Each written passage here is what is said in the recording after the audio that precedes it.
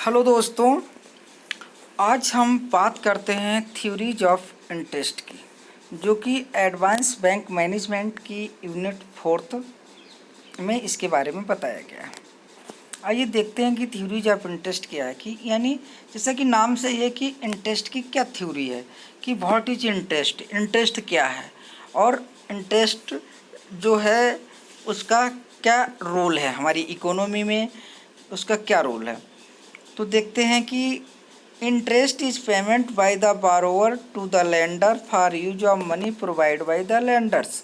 Lenders के द्वारा जो पब्लिक को मनी प्रोवाइड कराई जाती है एज आ लोड, उसके एवज में जो पैसा पब्लिक के द्वारा बैंक को यानी लेंडर को दिया जाता है वो इंटरेस्ट कहलाता है। ठीक है। अब थ्योरी ऑफ इंटरेस्ट के 3 एलिमेंट्स हैं।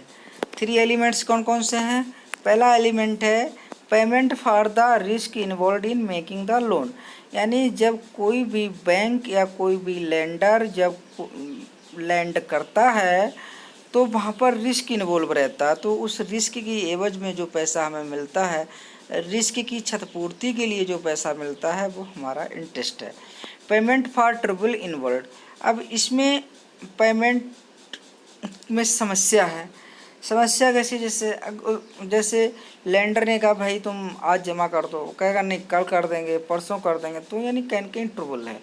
तीसरा है प्योर इंटरेस्ट, यानी for use of money. Money के यूज के बदले में जो पैसा दिया जाता है बारोवर के द्वारा, तो वो क्या कहलाता है? इंटरेस्ट कहलाता है। यानी 3। आइए फिर से रिवीजन करते हैं कि इंटरेस्ट इज मतलब थ्योरी ऑफ इंटरेस्ट क्या है? Interest is payment by the borrower to the lender for use of money provide by the lenders. यानी कि लेंडर्स के द्वारा प्रोवाइड की गई मनी पर जो पैसा उसको मिलता है एक्सक्लूडिंग प्रिंसिपल, वो इंटरेस्ट कहलाता है। इसके 3 एलिमेंट्स हैं। First elements payment for the risk involve in making the loan. Second payment for the trouble involve. तीसरा pure interest for use of money. आइए अब आगे चलते हैं कि liquidity preference theory on rate of interest, L M curve भी जिसे कहते हैं, ये बाय जेएम केन्स के द्वारा। जेएम केन्स ने, जो जेएम केन्स हैं ये हमारे क्या थे? मैक्रो इकोनॉमिक के फाउंडर भी हैं। इकोनॉमी 2 टाइप के इकोनॉमिक्स होते हैं, पहला माइक्रो और मैक्रो। माइक्रो में कौन है? प्रोफेसर एडम स्मिथ, उसके फाउंडर हैं, और मैक्रो इकोनॉमिक के जेएम किन्स हैं। तो जेएम किन्स ने इस पर एक अपना प्रिंसिपल दिया है, अपनी एक सिद्धांत दिया है, जिस सिद्धांत को लिक्विडिटी प्रेफरेंस के नाम से जाना जाता है। अब देखते हैं लिक्विडिटी प्रेफरेंस में इन्होंने क्या कहा है। JM Keynes assumed that there are 2 type of asset in the economy. JM Keynes ने कहा है कि कोई भी इकोनॉमी हो उसमें 2 टाइप की एसेट इन्वॉल्व रहती है। जैसा कि फर्स्ट है कैश और बैंक बैलेंस। इसमें कैश इन्वॉल्व रहेगा, चाहे वो पब्लिक के पास में हो चाहे वो बैंक के पास में हो, या बैंक का बैंक बैलेंस, यानी बैंक में बैंक बैलेंस। सेकंड है long term bonds. Long term bonds यानी जेएम किन्स जी ने क्या कहा है, इन्होंने एज्यूम्ड किया है there are 2 type of asset in the economy, cash और bank balance. Second long term bonds. Here note that current rate of interest of bond affect inversely. मतलब यहाँ पर क्या है कि रेट ऑफ इंटरेस्ट जो है बॉन्ड की जो रेट ऑफ इंटरेस्ट है वो मतलब बॉन्ड वैल्यू और रेट ऑफ इंटरेस्ट ये दोनों एक दूसरे के इनवर्सली हैं। जैसे अगर करंट जैसे आगे कहा गया for instance if current rate of interest more than the value of bond less. यानी अगर करंट रेट ऑफ इंटरेस्ट ज़्यादा होगी तो वैल्यू ऑफ बॉन्ड कम होगी, अगर वैल्यू ऑफ बॉन्ड्स अगर ज़्यादा होगी तो करंट रेट ऑफ कम होगी, and vice versa. 2 point given here. इन्होंने 2 पॉइंट्स और इंक्लूड किए हैं। इन्होंने कहा है कि नॉमिनल इनकम इज हायर। अगर नॉमिनल इनकम ज़्यादा है तो लोग क्या करेंगे? Public want to hold higher cash for future use. तो पब्लिक अपने पास में ज़्यादा से ज़्यादा मनी को अपने पास में रखेगी। Other one if nominal rate of interest is higher than public want to less retain cash in hand. अगर रेट ऑफ इंटरेस्ट ज़्यादा होगी तो पब्लिक क्या करेगी? पैसे को ज़्यादा से ज़्यादा इन्वेस्ट करेगी यानी बैंक में जमा करेगी और अपने पास एज अ कैश के रूप में नहीं रखेगी। जैसा कि इस ग्राफ से हम समझते हैं, इसमें दो लाइन्स हैं, पहली वर्टिकल है, एक हॉरिजॉन्टल है। वर्टिकल जो ओ और बाई, एक कार्डिज वर्टिकल जिसमें रेट ऑफ इंटरेस्ट को शो किया गया है, दूसरी हॉरिजॉन्टल है ओ एंड एक्स जिसको शो किया गया है क्वांटिटी ऑफ मनी से। अब इसमें क्या है कि जैसा कि अदर वन में क्या है, nominal rate of interest is higher, अगर रेट ऑफ इंटरेस्ट ज़्यादा होगी तो पब्लिक के पास में मनी कम होगी, जिसको LP1 से शो किया गया है, दूसरा है LP2 से। इसको ध्यान से देखिएगा और इसको बार बार वीडियो को पॉज करके देखिएगा, समझने की कोशिश कीजिएगा ग्राफ का, तो समझ में अच्छी तरह से आएगा। दूसरा, determination of rate of interest equilibrium, यानी अब हम देखते हैं कि रेट ऑफ इंटरेस्ट का इसका इक्विलिब्रियम क्या है। जैसे कि इसमें क्या कहा गया कि नॉमिनल रेट इंटरेस्ट अगर हाई है तो पब्लिक क्या करे, तो इसका मतलब ये भी नहीं है कि पब्लिक अपने पास में बिल्कुल ना पैसा रखे। ऐसा तो नहीं है कि अगर मान लीजिए 5% रेट ऑफ इंटरेस्ट है, अगर बैंक ने 10% कर दिया तो पब्लिक अपने पास बिल्कुल ना रखे, ऐसा भी नहीं। तो उसका जो केंद्र बिंदु होगा उसको हम क्या बोलते हैं, इक्विलिब्रियम कहते हैं। इक्विलिब्रियम कहते हैं, डिटर्मिनेशन ऑफ ROI इक्विलिब्रियम। तो जैसा कि एक ग्राफ आप देख पा रहे होंगे, इसमें भी वही है, वर्टिकल और हॉरिजॉन्टल। तो इसमें ये जो ब्लू कलर का ये जो कुछ वैसे कलर का दिखाई दे रहा है, मतलब ब्लैक से अलावा जो ब्लू कलर का वैसा दिखाई दे रहा है, ये आपका क्या है, मनी है, मनी सप्लाई हो रही है।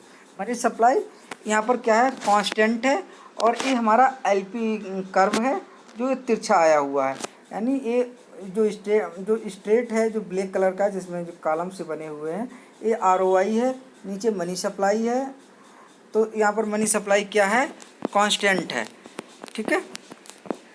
यानी कि एज पर above given graph money supply is constant which shown by straight vertical line which called money supply curve, demand show by LP curve which shown as left to right downward, जो left से लेकर के left से right के downward है, ये हमारा LP curve कहलाता है।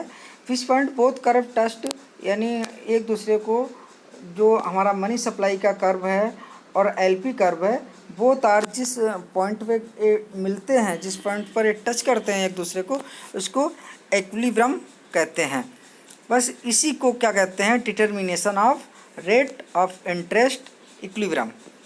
आइए, effect on rate of interest by increasing in the money supply, अगर रेट ऑफ इंटरेस्ट अगर बढ़ जाती है तो मनी सप्लाई, मतलब effect on rate of interest by increase in money supply, अगर मनी सप्लाई बढ़ती है तो रेट ऑफ इंटरेस्ट का मतलब, अगर रेट ऑफ इंटरेस्ट बढ़ता है तो मनी सप्लाई का इस पर क्या अफेक्ट पड़ता है। देखिए एक ग्राफ जो है आपका, इसमें पहले हमारी money supply rate of interest क्या थी, I1 थी, तो हमारी जो मनी सप्लाई हो रही थी MS2 यानी मनी सप्लाई कम हो रही थी। जब रेट ऑफ इंटरेस्ट बढ़ गया यानी I2 हो गया, तो मनी सप्लाई MS2 से शिफ्ट होकर के कहाँ पर, MS1 से शिफ्ट होकर के MS2 पर जा पहुँची, और इसको क्या कहते हैं, MD कर्व। आगे आइए, effect on rate of interest by increase in demand for money, इसमें मतलब कहा गया है कि अगर रेट ऑफ इंटरेस्ट अगर इंक्रीज होता है तो डिमांड का क्या होता है, मतलब डिमांड पर क्या अफेक्ट पड़ता है। तो अगर डिमांड भी ज़्यादा होगी, जाहिर सी बात है, अगर रेट ऑफ इंटरेस्ट बढ़ेगा तो डिमांड ज़्यादा होगी। आइए दोस्तों आगे देखते हैं कि Hansen synthesis IS LM model, यानी हिंसन सिंथेसिस को हम IS एलम मॉडल भी कहते हैं। अब ये क्या है, ये बहुत इम्पॉर्टेंट टॉपिक है, इसलिए इसको दोस्तों ध्यान से देखिएगा कि Hansen synthesis IS LM model, इससे रिलेटेड CIB में आता है। देखिए, both are broad synthesis is between the classical theory of interest and Keynes theory of interest. इसमें दो चीज़ों का अध्ययन किया जाता है, दो चीज़ों की इसमें स्टडी की जाती है। पहला हमारा क्या है कि classical theory of interest and Keynes theory of interest. Second one, they drawn I S curve from classical theory. They drawn I S curve income और saving curve, I S curve यानी preference I S curve from classical theory and alum curve from Keynes, यानी they मतलब इसमें हम दो curve को draw करते हैं। पहला आई एस कर्व होता है, second one L M curve. I S and alum curve the interest rate income are simultaneously determined, मतलब इसमें इंटरेस्ट रेट और इनकम को डिटरमाइन किया जाता है। Intersection of the I S and alum curve, और जिस सेक्शन पर ये इंटरसेक्शन करते हैं एक दूसरे को उसको इक्विलिब्रियम कहते हैं। The I S curve relate to income while the LM curve relate to rate of interest, यानी आई एस कर्व जो है वो इनकम को रिलेट करता है। I S curve relate to income while LM curve relate to rate of interest. There is a equilibrium between investment and saving IS curve and demand for money and supply for demand LM curve को हम liquidity, ये हमारा क्या होगा, there is equilibrium between investment and saving IS curve और LM curve जिस intersection पे काटते हैं, जिस बिंदु पर मिलते हैं उसको इक्विलिब्रियम कहते हैं। अब डिटरमिनेट थ्योरी ऑफ इंटरेस्ट यानी हिक्स और हिंसन, इसमें क्या है कि the theory is based on the following topic.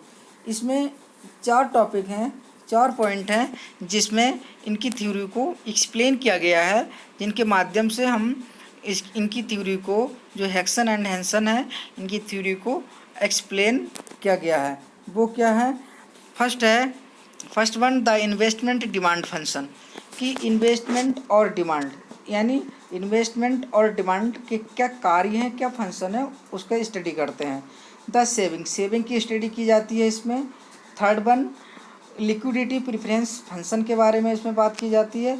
और क्वांटिटी ऑफ मनी, यानी मनी कितनी मात्रा में सप्लाई हो रही है या डिमांड हो रही है उसके बारे में। ओवरव्यू ऑफ थ्योरी, अब हम आइए ओवरव्यू देख लेते हैं कि हमने अभी तक इस चैप्टर में क्या सीखा।